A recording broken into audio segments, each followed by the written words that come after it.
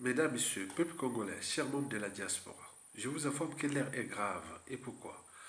Parce que le colonel Guy Pella, ici à droite, aux côtés du despote Denis Sassou Nguesso, devient le mouton noir, ou plutôt l'un des maillons faibles du dispositif de sécurité du dictateur, au regard de ce qui venait de se passer le 14 août dernier au boulevard Alfred Raoul, l'ancien boulevard des armées, à Brazzaville. En plus, selon des sources fiables et au regard du contexte Denis Sassou Nguesso dégage et du climat politico-militaire et sécuritaire délétère au sein du clan au pouvoir et au crépuscule, le sort du colonel Guy Pella est scellé.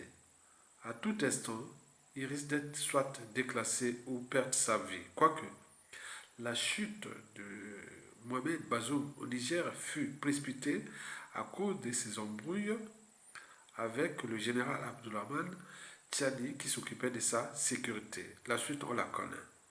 Cependant, le colonel Guy Pella doit d'un côté s'affranchir de l'emprise du despote et de l'autre côté se dire que le peuple piétiné vous regarde. À défaut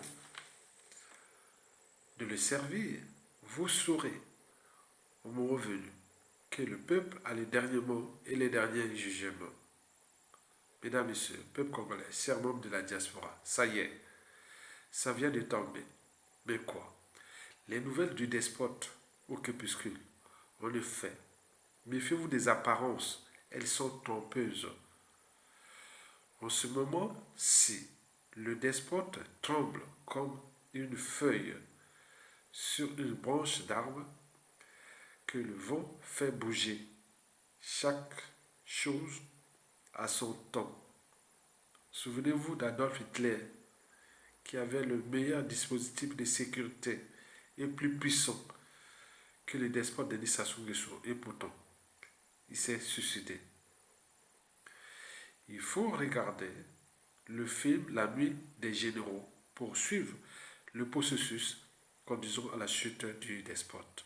Mesdames, Messieurs, peuple congolais, chers membres de la diaspora, une mise en garde s'impose à nous tous, Congolais du nord au sud et de l'est à l'ouest.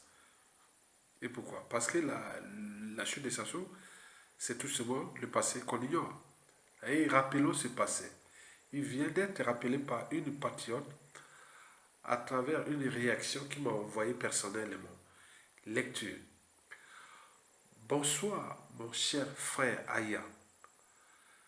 Mon frère, hier soir, à partir de 2 heures du matin, j'ai fait l'insomnie pour cause les noms des autorités civiles et militaires tués par le despote et ses alliés défilaient dans ma tête, sans oublier tous les décès dans toutes les circonstances que vous et nous connaissons. Le crash des UTA, Vunguti, 5 juin jusqu'au 15 octobre 1997, les 4 mars, les disparus du but, les explosions dans les cinémas, les disparitions arbitraires des petits enfants et des grandes personnes, la mort des présidents, Marine Wabi, Alphonse Massabadeba et le cardinal Émile Biaïda.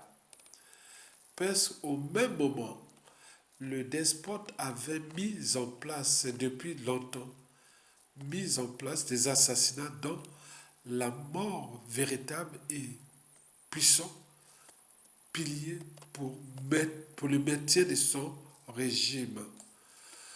Dans l'autre temps, le tyran jouait au régionalisme, au tribalisme, mais dans sa ruse, il nous séduisait avec le concept paix et l'unité nationale dans les faits et réalité ce fut une chimère.